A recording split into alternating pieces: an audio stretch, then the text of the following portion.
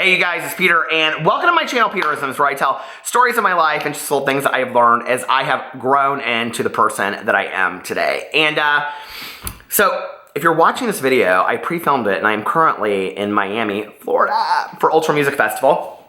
But I was thinking about vacations that Alex and I had taken, and I wanted to do some videos about some of my favorite vacations in my life, and you know, I think that scrapbooks are great, pictures on Facebook are great, and all that kind of stuff, but really like telling stories and memories about that, for me, is so much more endearing. Like, I can't look at a picture and get the same feeling as hearing a story about a vacation. And I wish we would do more of that. You know, I wish we, instead of like somebody going, here's my 500 pictures, you know, oh, here's 5 pictures of the dolphin that I saw, here's 10 pictures of the whale we saw. It's like, enough, you know, like I wasn't there, I didn't experience it. It doesn't mean as much to me as it means to you. And I'm sitting here being polite because I know you enjoyed your trip. But wouldn't it be more exciting if we sat there and we told somebody, oh my God, let me tell you about this catamaran ride we took, and we saw this whale. Okay, so let me explain to you. You know Moby Dick. When I read Moby Dick, it is so much almost, I mean, it's like, you know, like if we started telling stories like that. So I was sitting around and I was going to do a story about our wedding, but I thought I might do a wedding story time while I'm on vacation with Alex. And because it would be fun to see, you know, both of our perspectives while we're telling it. So I thought, I'm going to talk about my honeymoon, because my honeymoon is probably, in my life, honest to God, my favorite vacation of life. And I also pre-filmed a video about my dad and my stepmom and I going to St. Martin when I was in high school. That trip had a huge impact on me. But as far as like the most enjoyable trip that I've ever had, it has to have been my honeymoon. So let me tell you a little bit of a story. Boo Radley's going to one up here in a second because he's going crazy. Come here, Boo. He just wants to be on camera. He's like, can I please be on camera, Dad? There you go. These guys were not at the wedding. So anyway, we got married in 2011. This year will be our 7-year wedding anniversary and our 10th year together, and I'm so excited. And we were supposed to get married the year before, and we didn't have enough money. We had like saved money for it, and we like wanted to have a certain amount of money to go. We did a destination wedding. We got married in Las Vegas. We got married at the Cosmopolitan, and we stayed at the Cosmopolitan. But we stayed for 2 days at the hotel at Mandalay Bay, which doesn't exist anymore. I think it's the Delano. Are you going to sit down, bud? You want to sit down? So anyway, because that was like the very first hotel that we ever went to Vegas. And then we went over to the Cosmopolitan later in the week. But we were in Vegas for a total of 11 days. We got married on a Thursday and we left the following Thursday. So we were there, I think, like 7 more days on top of our wedding. And our guests only stayed, they all left on Saturday. So from Saturday on, we were by ourselves. And I have to tell you, I tell people this all the time, okay? Wedding advice, forget spending money on the wedding. Have a cheap-ass backyard wedding that means something to you, okay? Everybody make your own food, have everybody there that you love, that means something to you, and spend the money on the honeymoon, okay? Alex and I are such proponents for destination weddings. We really, really are. Because first of all, you're limited to how many people can come. So you can't have 200, 300 people, right? I don't even know that I could have gotten 300 people to my wedding to begin with. But you can't get that many people there, first of all, which means you have to limit it to people that really mean a lot to you. And it was really difficult for us because there were a lot of friends that we hadn't talked to in a while, but we would have loved to have come to our wedding, right? So anyway, but we had a destination wedding, and I always tell people, okay, spend your money on the honeymoon, because one of the things that makes me so sad is that I will see people, couples, save and save and save for the wedding. But then I'll say, well, where did you guys go on their honeymoon? And they're like, well, we didn't go on a honeymoon. We couldn't afford it right now. And we're going to go on one like 3 years down the road. And I'm like, no, you need to go on the honeymoon. That's like the first time as a married couple that you get to spend all this time together. Go down to the Justice of the Peace and get your marriage certificate and have a nice dinner or backyard barbecue or whatever, you know, speaks to you. And if you want the bigger wedding and you can afford it, then do it. But I'm telling you right now, invest in a honeymoon, even if it's just out of town for 2 nights, because something just feels different about your honeymoon. I don't know what it is, okay? You feel so connected to that person. You've like literally just gotten married to them. You're committed to them, it seems like, for life at that point. I mean, people can get divorced, but you're not thinking about that right then. You know, you're thinking about how much you love that person and how much they mean to you and how you can't wait to be with them for the rest of your life, and let's start it now, right?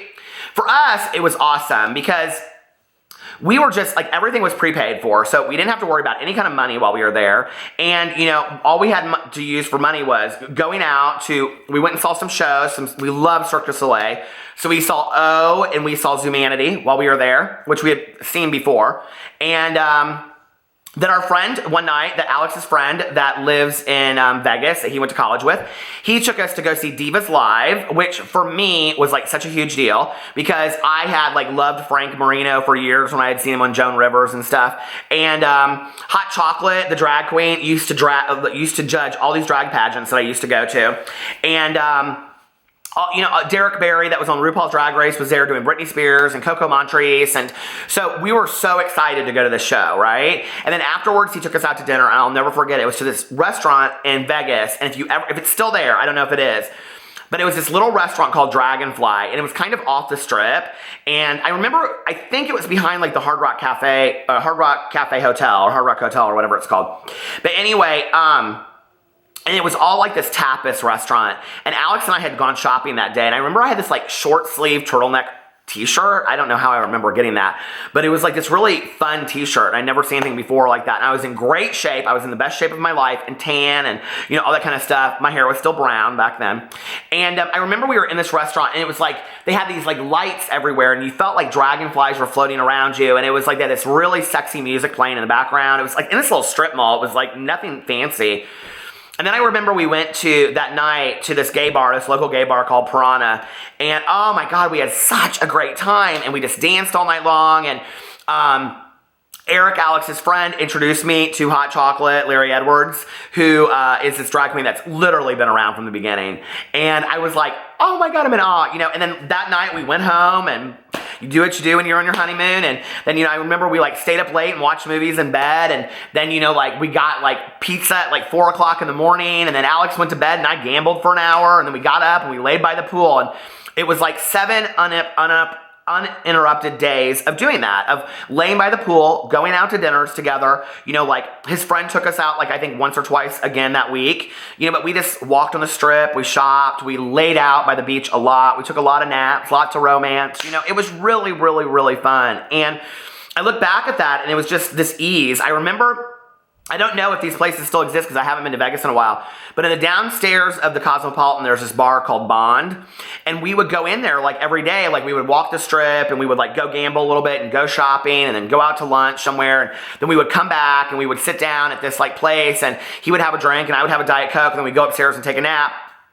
And we would talk about like our plans for that night, and it was just so wonderful, you know. And I always look forward to taking trips with my husband because that's a time for us to reconnect. And I think it all goes back to that. I mean, we traveled a lot before that, but not a whole lot, you know? That was our very first really long trip. And now we take long trips because we know we need that time away. Alex and I are so driven in our opposite careers of what we do. I mean, I have like 3 things that I do. Alex has like 3 things that he does. You know, he works on the website. I write books. I do videos. I own my own business. He owns his own business. He also works for some place. So it's like we have so much to do that when we're at home, we really can only like meet for, you know, marriage counseling sessions and going out to dinner, and then we lay in bed at night and we talk to each other for a little while. Now, weekends are better. We get to spend, you know, time with other couples and with our families on weekends and stuff like that, but it's still hard to find time.